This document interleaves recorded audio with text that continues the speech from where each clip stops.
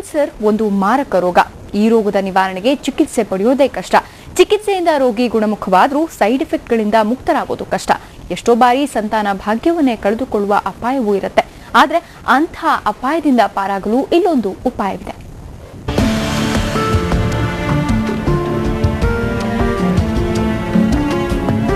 Cancer ಈ ಶತಮಾನದ ಭೀಕರ ಕಾಯಿಲೆ. 209ಕ್ಕೂ ಹೆಚ್ಚು ರೂಪದಲ್ಲಿ ಕ್ಯಾನ್ಸರ್ ಜನರನ್ನ ಕಾಡ್ತಾ ಇದೆ. ಭಾರತವೊಂದರಲ್ಲೇ 2,50,00,000 ಜನ ಕ್ಯಾನ್ಸರ್ ರೋಗಕ್ಕೆ ತುತ್ತಾಗಿದ್ದಾರೆ. ಪ್ರತಿ ವರ್ಷ 8 ಲಕ್ಷ ಜನರಲ್ಲಿ ಕ್ಯಾನ್ಸರ್ ಪತ್ತೆಯಾಗ್ತಾನೆ ಇದೆ. ವರ್ಷಕ್ಕೆ 5 ಲಕ್ಷ ಮಂದಿ ಬಲಿಯಾಗ್ತಾ ಇದ್ದಾರೆ. 70% ಪ್ರಕರಣಗಳಲ್ಲಿ ಈ ರೋಗ ಪತ್ತೆಯಾಗೋದೇ ತುಂಬಾ ತಡವಾಗಿ.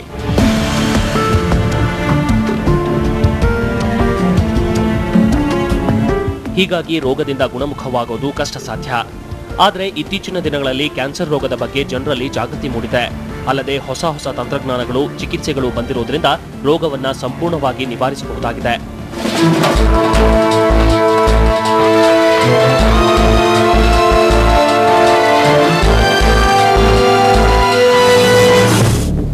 ಆದರೆ ಇದಕ್ಕಾಗಿ ರೋಗಿ ಹಲವು ಬಗೆಯ ವಿಕಿರಣ ಚಿಕಿತ್ಸೆಗೆ ಒಳಗಾಗಬೇಕು. ತೀಕ್ಷ್ಣ ಔಷಧಿಗಳನ್ನು ಸೇವಿಸಬೇಕು. ಈ ಚಿಕಿತ್ಸೆಗಳ ಪರಿಣಾಮದಿಂದಾಗಿ ರೋಗಿ ಸಂತಾನ ಭಾಗ್ಯವನ್ನೇ ಕಳೆದುಕೊಳ್ಳುವ ಅಪಾಯವೂ ಇದೆ. ಚಿಕಿತ್ಸೆ ಪಡೆದು ಕ್ಯಾನ್ಸರ್ನಿಂದ ಮುಕ್ತರಾದರೂ ಸಂತಾನಹೀನತೆ ಅವರನ್ನ ಕಾಡುವ ಸಂಭವ ಇರುತ್ತೆ. ಅದಕ್ಕಾಗಿ ಹೊಸ ಉಪಾಯವೊಂದನ್ನು ಬೆಂಗಳೂರಿನ ವೈದ್ಯರ ತಂಡ ಪರಿಚಯಿಸಿದೆ.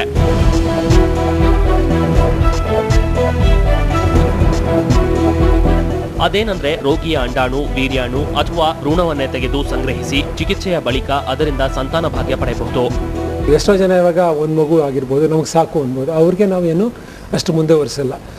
ಇಲ್ಲ ನಮಗೆ ಮಕ್ಕಳು ಬೇಕು ಅಂದರೆ both for men and women ಪೇಷಂಟ್ಸ್ಗೆ ಎಕ್ಸ್ಟೆನ್ಸಿವ್ ಕೌನ್ಸಿಲಿಂಗ್ ಕೊಟ್ಟು ಈ ಥರ ನೀವೇನು ಮಾಡ್ತೀರಾ, ಮೆನ್ಗೆ ಸ್ಪರ್ಮ್ ಬ್ಯಾಂಕಿಂಗ್ ಇದೆ, ಸ್ಟೋರ್ ಮಾಡ್ಬೋದು. ವುಮೆನ್ಗೆ ಈ ಥರ ಓವರೀಸ್ ಹೇಗೆ ಪ್ರಿಸರ್ವ್ ಮಾಡ್ಬೋದು, ಈ ಥರ ವಿಚಾರ ಅವ್ರಿಗೆ ಖಂಡಿತ ನಾವು ಒಂದು ಅವೇರ್ನೆಸ್ ಮಾಡಿ ಆಮೇಲೆ ನಾವು ಟ್ರೀಟ್ಮೆಂಟ್ ಶುರು ಮಾಡೋದು. ಹೆಣ್ಣು ಮಕ್ಕಳಲ್ಲಿ ಹುಟ್ಟಿದಾಗಿನಿಂದ ಅಂಡಾಣು ಸಂಗ್ರಹವಾಗುವುದರಿಂದ ಕೂಸಿನಿಂದಲೇ ಅದನ್ನ ಹೊರತೆಗೆದು ಸಂಗ್ರಹಿಸಬಹುದು.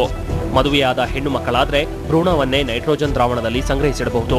ಆದರೆ ಹುಡುಗರಲ್ಲಿ 13 ವಯಸ್ಸಿನ ಮೇಲ್ಪಟ್ಟ ಹುಡುಗರ ವೀರ್ಯವನ್ನು ಮಾತ್ರ ಸಂಗ್ರಹಿಸಲು ಸಾಧ್ಯ.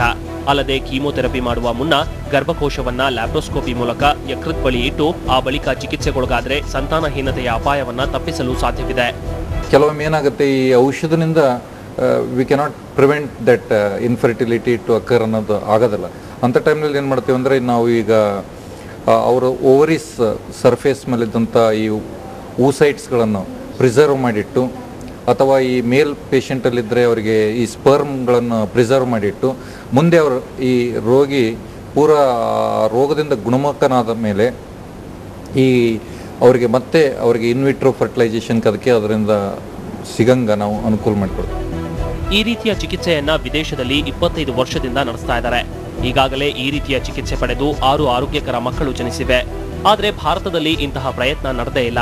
ಈಗ ಸಂತಾನಹೀನ ನಿವಾರಣಾ ತಜ್ಞೆ ಡಾಕ್ಟರ್ ಸುಲೋಚನಾ ಅವರ ನೇತೃತ್ವದಲ್ಲಿ ಬೆಂಗಳೂರು ವೈದ್ಯರು ಸೇರಿ ಈ ಪ್ರಯತ್ನಕ್ಕೆ ಮುಂದಾಗಿದ್ದಾರೆ. ಇನ್ನು ಕೆಲವೇ ತಿಂಗಳಲ್ಲಿ ಈ ಸೌಲಭ್ಯ ಬೆಂಗಳೂರಿನಲ್ಲಿ ಲಭ್ಯವಾಗಲಿದೆ. ರಿಸರ್ಚ್ ಲೆವೆಲ್ ಇರೋದ್ರಿಂದ ಇದಕ್ಕೆ ನಾವು ಚಾರ್ಜ್ ಮಾಡೋ ಹಂಗಿಲ್ಲ ಅಂತಂದರೆ ಪ್ರಾಫಿಟ್ ಮಾಡೋ ಹಂಗಿಲ್ಲ. ಒಂದು ಸ್ವಲ್ಪ ಅವ್ರುಗಳು ಕೊಡ್ತಾರೆ. ಯಾಕೆಂತಂದರೆ ನಿಲ್ಲಕ್ಕೆ ನಾವು ಹೆಂಗೆ 20 ವರ್ಷ ಇಟ್ಕೋಬೇಕು, ಅದನ್ನು ಒಂದೊಂದು 15 ದಿನಕ್ಕೆ ಲಿಕ್ವಿಡ್ ನೈಟ್ರೋಜನ್ನ ನಾವು ಬದಲಾಯಿಸ್ತಾ ಇರಬೇಕು. ಆ ಲಿಕ್ವಿಡ್ ನೈಟ್ರೋಜನ್ ಒಂದೊಂದು ಫ್ಲಾಸ್ಕಲ್ಲಿ ತುಂಬಿಸ್ಬೇಕು ಅಂತಂದರೆ ಅದಕ್ಕೆ 1000 ರೂಪಾಯಿ ಕಟ್ಟಬೇಕು. ಅದಕ್ಕೆಲ್ಲ ನಾವು ನಾನಾ ಥರ ಇದಕ್ಕೆ ಅಡ್ಜಸ್ಟ್ ಮಾಡ್ಕೋಬೇಕು, ಫಂಡ್ಸ್ ಕೊಡಬೇಕು. ಈಗಾಗಲೇ ದೇಶದಲ್ಲಿ ಪ್ರಣಾಳ ಶಿಶುವಿನ ಪ್ರಯೋಗ ಅತ್ಯಂತ ಯಶಸ್ವಿಯಾಗಿ ನಡೆಯುತ್ತಿದೆ. ಅಲ್ಲದೆ ಭಾರತದಲ್ಲೂ ಅತ್ಯಾಧುನಿಕ ಸಂತಾನಹೀನತೆ ನಿವಾರಣಾ ತಂತ್ರಜ್ಞಾನಗಳು, ಉಪಕರಣಗಳಿವೆ. ಜೊತೆಗೆ ವೈದ್ಯರಲ್ಲಿ ಬುದ್ಧಿಮತ್ತೆಯೂ ಇದೆ. ಹಾಗಾಗಿ ಕ್ಯಾನ್ಸರ್ ರೋಗಿಗಳಿಗೆ ಸಂತಾನ ಭಾಗ್ಯ ನೀಡುವ ಪ್ರಯತ್ನ ಯಶಸ್ವಿಯಾಗುತ್ತೆ ಅನ್ನೋ ವಿಶ್ವಾಸ ಬೆಂಗಳೂರು ವೈದ್ಯರದ್ದು. ಈ ಚಿಕಿತ್ಸೆ ಕ್ಯಾನ್ಸರ್ ರೋಗಿಗಳ ಬಾಳಲ್ಲಿ ಹೊಸ ಆಶಾಕಿರಣ ಮೂಡಿಸಿದೆ. ಆದರೆ ಜನಜಾಗೃತಿ ಮೂಡಬೇಕು, ವೈದ್ಯರ ನೆಟ್ವರ್ಕಿಂಗ್ ಆಗಬೇಕು, ಹಾಗೂ ಇನ್ನಷ್ಟು ಸಂಶೋಧನೆ ನಡೀಬೇಕು. ಆಗ ಸಂತಾನ ಭಾಗ್ಯದ ಸಂಪತ್ತು ಕ್ಯಾನ್ಸರ್ ರೋಗಿಗಳಿಗೆ ದಕ್ಕುವಂತಾಗುತ್ತೆ. ಕ್ಯಾಮರಾಮನ್ ಮಹಂತೇಶ್ ಜೊತೆ ವಿಜಯಲಕ್ಷ್ಮಿ, TV9 ಬೆಂಗಳೂರು.